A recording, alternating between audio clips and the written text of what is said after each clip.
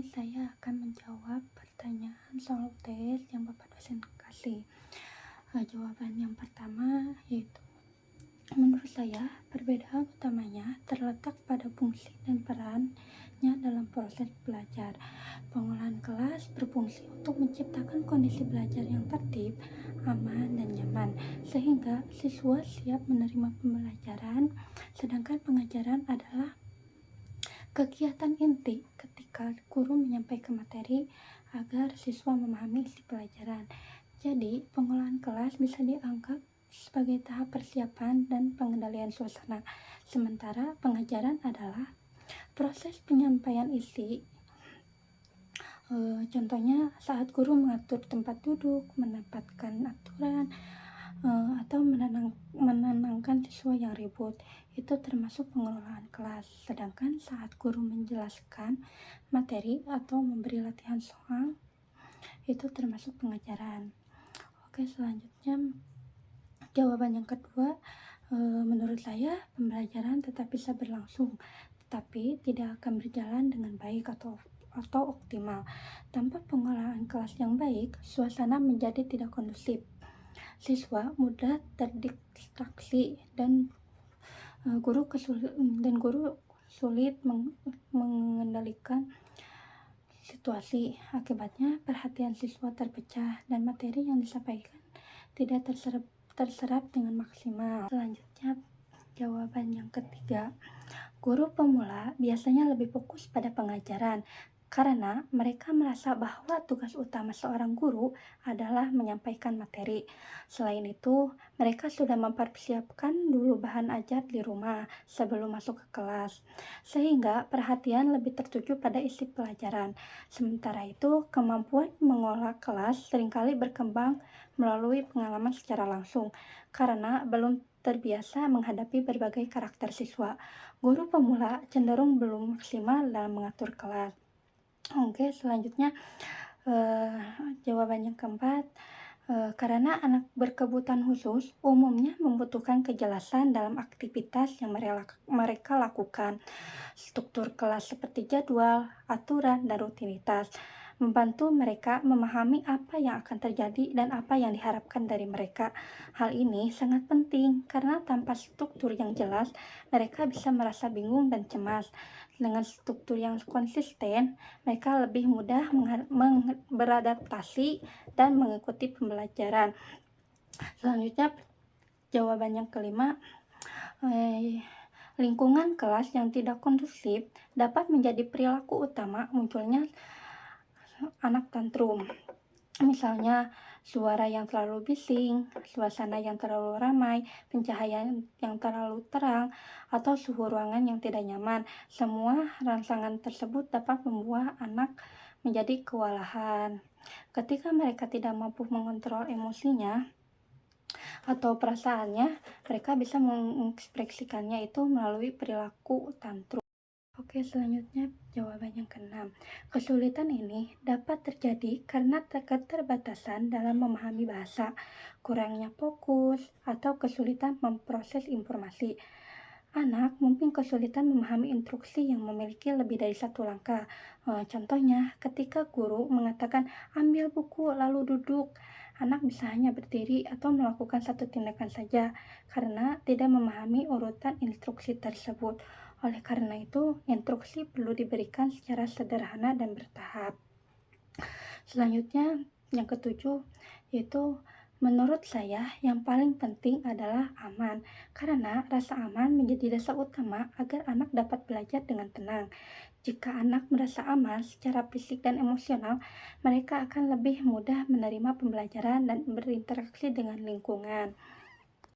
Selanjutnya, yang kedelapan, lingkungan yang aman secara fisik adalah ruang yang tertata rapi, bebas dari benda berbahaya, dan mudah diawasi oleh guru. Sedangkan secara emosional, lingkungan tersebut membuat anak merasa diterima, tidak takut dimarahi, tidak mengalami ejekan, dan mendapatkan dukungan dari guru serta teman.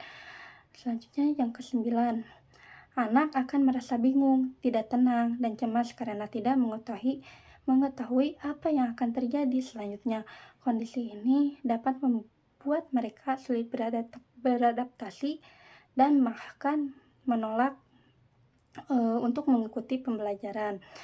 Ya, selanjutnya yang ke-10, guru dapat membantu dengan membiasakan rutinitas yang konsisten, memberikan tugas sederhana, dan memberikan kesempatan kepada anak untuk mencoba sendiri.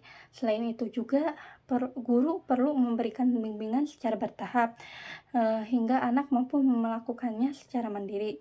Dengan cara ini, kepercayaan diri anak akan terus meningkat. Selanjutnya yang ke-11, sensory overload terjadi ketika anak menerima terlalu banyak rangsangan sekaligus, seperti suara, cahaya, atau keramaian. Jadi akibatnya anak akan merasa kewalahan dan tidak nyaman. Mereka bisa menunjukkan reaksi seperti gelisah, menutup telinga, atau bahkan menangis karena tidak mampu mengontrol respon terhadap rangsangan tersebut. Selanjutnya jawaban yang ke-12. Menurut saya, tidak semua perilaku mengganggu, menunjukkan kenakalan, tapi seringkali perilaku tersebut merupakan bentuk komunikasi karena anak kesulitan menyampaikan perasaan atau kebutuhan mereka. Oleh karena itu, guru perlu memahami latar belakang perilaku anak sebelum memberikan respon. Selanjutnya, jawaban yang ke-13. Pencahayaan memiliki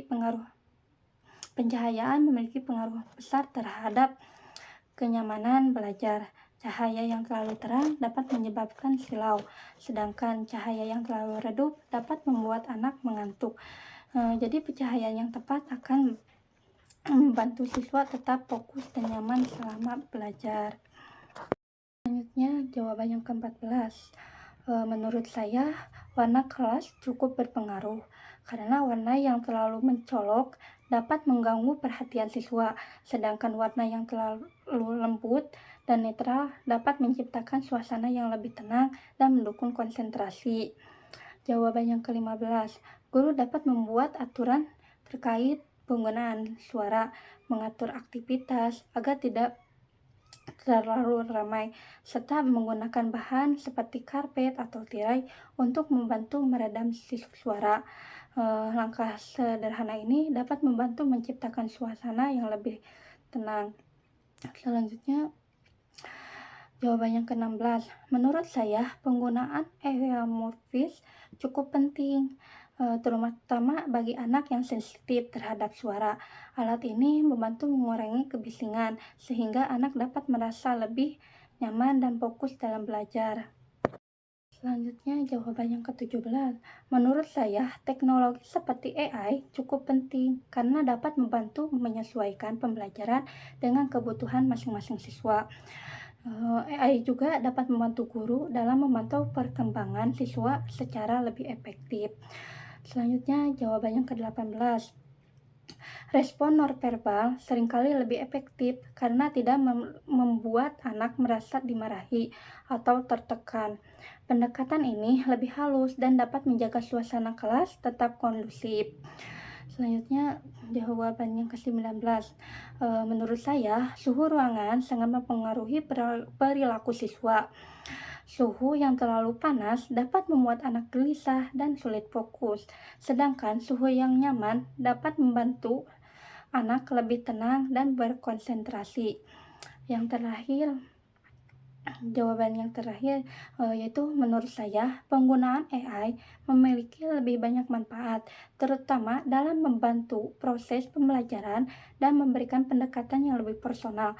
Namun ada resikonya juga, seperti ketergantungan pada teknologi dan berkurangnya interaksi sosial.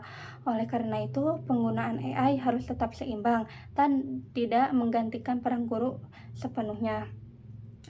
Mungkin cukup sekian yang bisa saya sampaikan. Wabillahi taufiq wal hidayah. Wassalamualaikum warahmatullahi wabarakatuh. Dadah.